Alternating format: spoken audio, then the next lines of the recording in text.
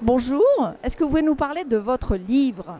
Écoutez, c'est un livre qui parle du dressage des chevaux, donc du dressage du cheval monté essentiellement.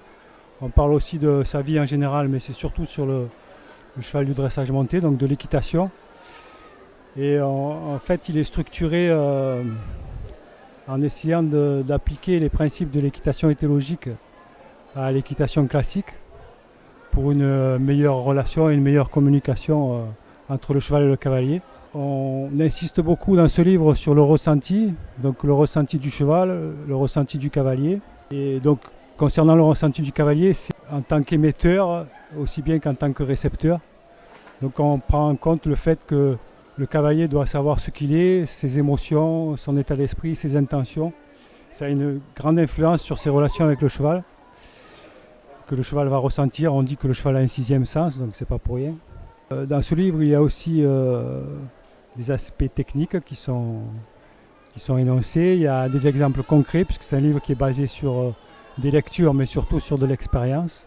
On aborde donc tout ce qui est rapport avec la communication, mais on parle aussi du physique du cheval, de sa locomotion et de son positionnement dans le mouvement, puisque on cherche à ce que l'équitation soit agréable pour le cheval comme pour le cavalier.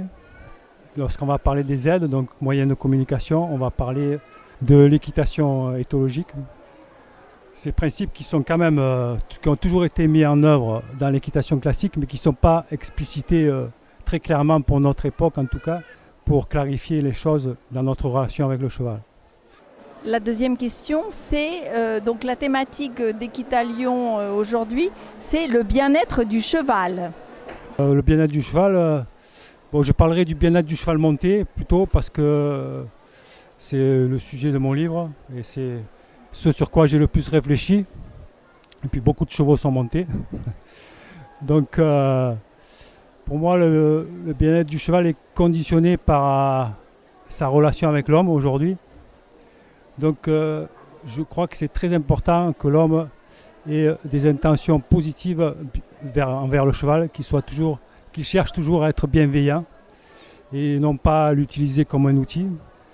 Il faut absolument prendre en compte sa condition d'animal et qui vit dans des conditions qui ne sont pas du tout naturelles, bien qu'il puisse s'y adapter facilement si l'homme y met beaucoup de volonté et se préoccupe de sa connaissance profonde.